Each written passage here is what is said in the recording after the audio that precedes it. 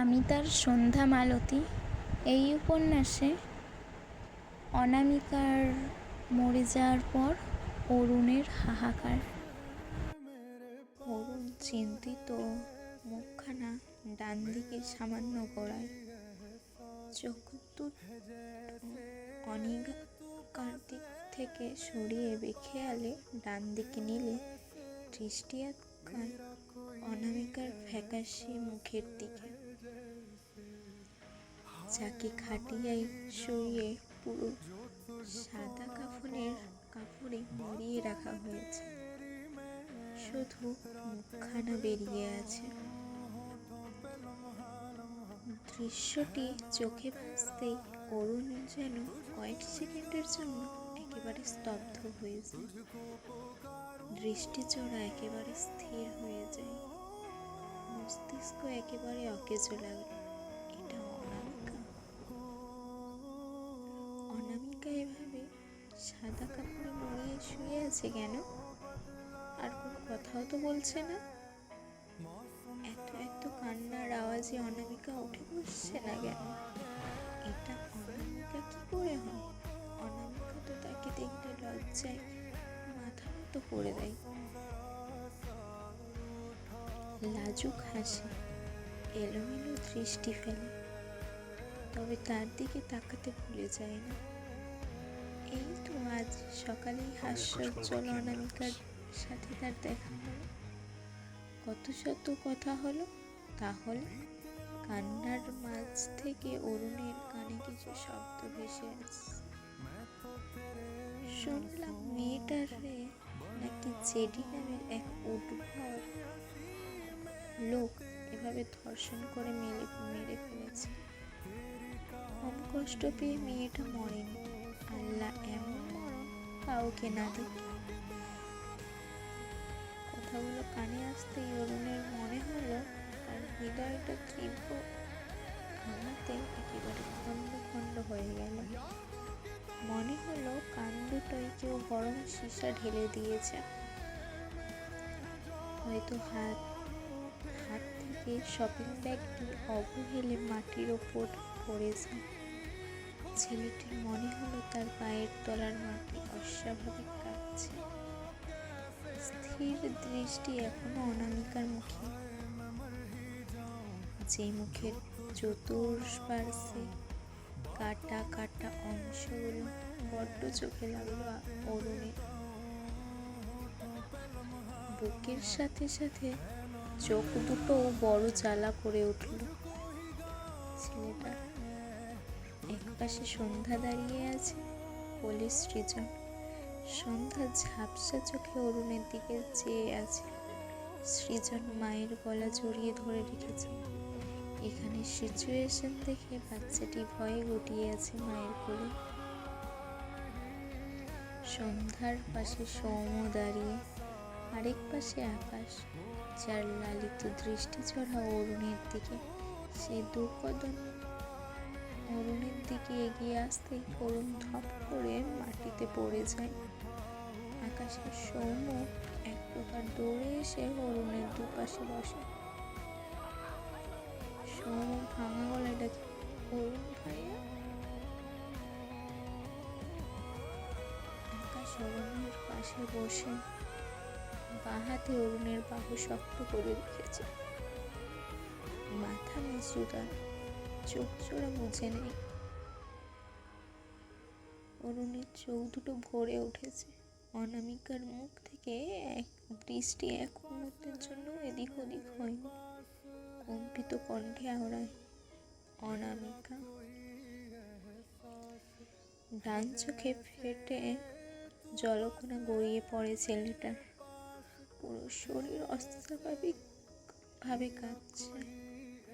তার অনামিকাকে কেউ ধর্ষণ করেছে, ছিঁড়ে খেয়েছে তার অনামিকাকে, আর তারপর এই দুনিয়া থেকে বিদায়ও দিয়ে দিয়েছে। অরুণের মনে হলো তার কলিজায় খুব শক্ত একটা কাঁটা বিঁধল।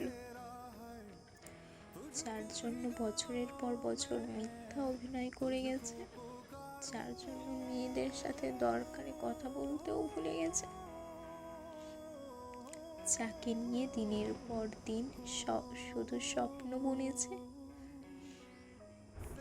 আর তারপর একদিন সারপ্রাইজ হিসেবে অনামিকাকে পেয়েও গেছে।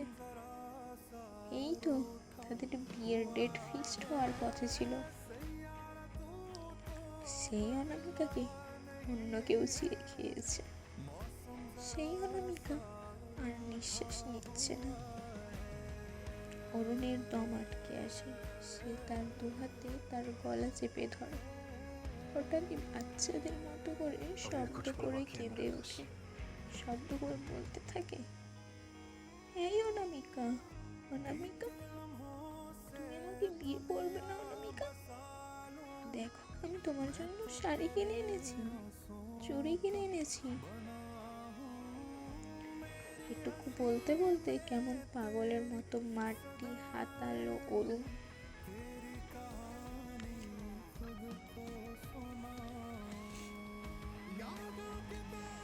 হাতিয়ে হাতিয়ে তার আনা শপিং ব্যাগটি নিয়ে অনামিকার লাশের ওপর ঢেলে দেয়। এরপর শাড়ি চুড়ি ফুলগুলো উঠে অনামিকাকে দেখানোর মতো করে বলে, অনামিকা দেখো, আমি তোমার জন্য তোমার পছন্দের জিনিস কিনে এনেছি। অনামিকা ওঠো না, তুমি বলেছিলে তোমার সর্বপ্রথম ইচ্ছে তুমি দ্রুত আমার বউ হতে চাও। আমি তোমাকে আজকে বিয়ে করবো অনামিকা, ওঠো তুমি। তোমাকেও কেউ ছুঁয়েছে বলে তুমি কি ভয় পাচ্ছ অনামিকা? বিশ্বাস করো, আমি ওসব ভুলে যাব, তোমাকে মাথায় তুলে রাখবো, তোমার সব ব্যথা ভুলিয়ে দেবো। ওঠো অনামিকা। কথাগুলো বলতে বলতে অরুণ অনামিকার দিকে ঝুঁকে কান্নায় ভেঙে পড়ে।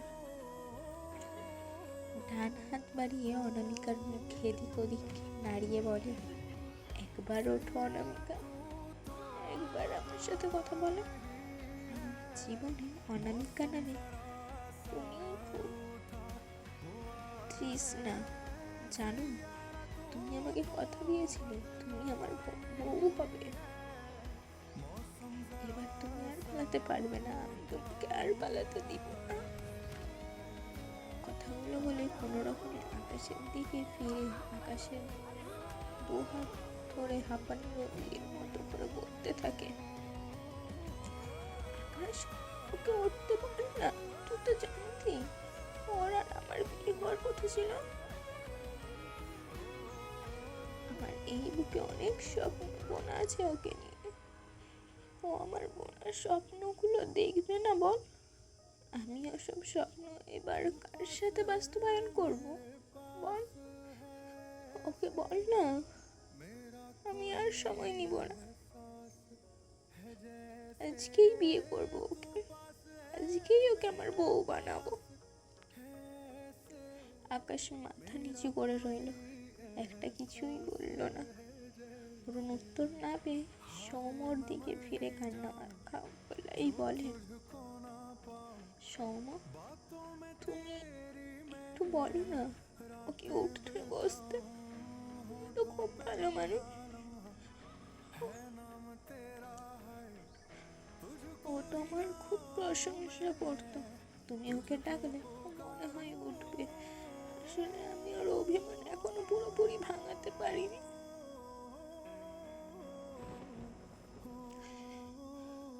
ভেবেছিলাম বিয়ের পর সব ধীরে ধীরে ভাঙাবো, কিন্তু ও অভিমান করে কিভাবে শুয়ে আছে দেখো। ওকে একবার ডেকে বলো, আমার খুব কষ্ট হচ্ছে, ও এভাবে থাকবে। ও তোমার কথা নিশ্চয়ই শুনবে।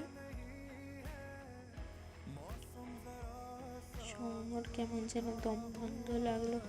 সে পাথরের মতো চুপ করে রইল। সৌম্যকে ও এভাবে চুপ করে দেখে অরুণ সৌম্যকে একটা ধাক্কা দিয়ে চেঁচিয়ে বলে, আরে তোমরা কেউ আমার কথা শুনছো না কেন? আমাকে কেউ হেল্পই কেন করছো না? এটুকু বলে অরুণ আবারও অনামিকার লাশের ওপর ঝুঁকে অনামিকার গালে হাত দিয়ে কান্না মাখা গলায় বলে, অনামিকা, একটিবার ওঠো, একটিবার আমার সাথে কথা বলো, আমার খুব চলছে, একবার দেখো, আমাকে আর শাস্তি দিও না অনামিকা। আমি গত কয়েক বছর অনেক দুঃখ নিয়ে বেঁচেছি জানো।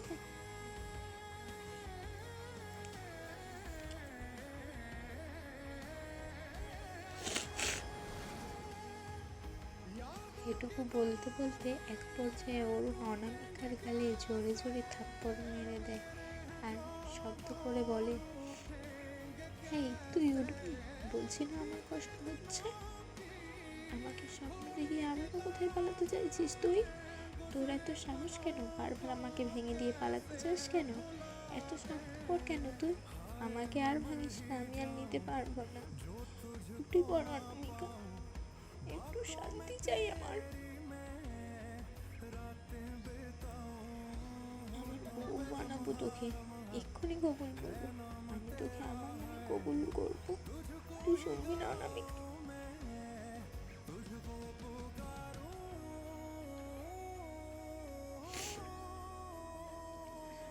কথাগুলো বলতে বলতে অরুণ খাটিয়ার সাথে বুক ঠেকিয়ে দিয়ে অনামিকার দিকে ঝুঁকে বাচ্চাদের মতো করে কাঁদে। শেষ কবে এভাবে কেঁদেছে সে জানে না। প্রত্যেককে ঝাপসা চোখে চেয়ে আছে অরুণের দিকে। অনিকার বাবা মা অরুণের ব্যাপারে সবই জানত, যার ফলে অরুণের বুক ফাটা আর্তনাদে তাদের বুকের টান বাড়ল বই কমল না।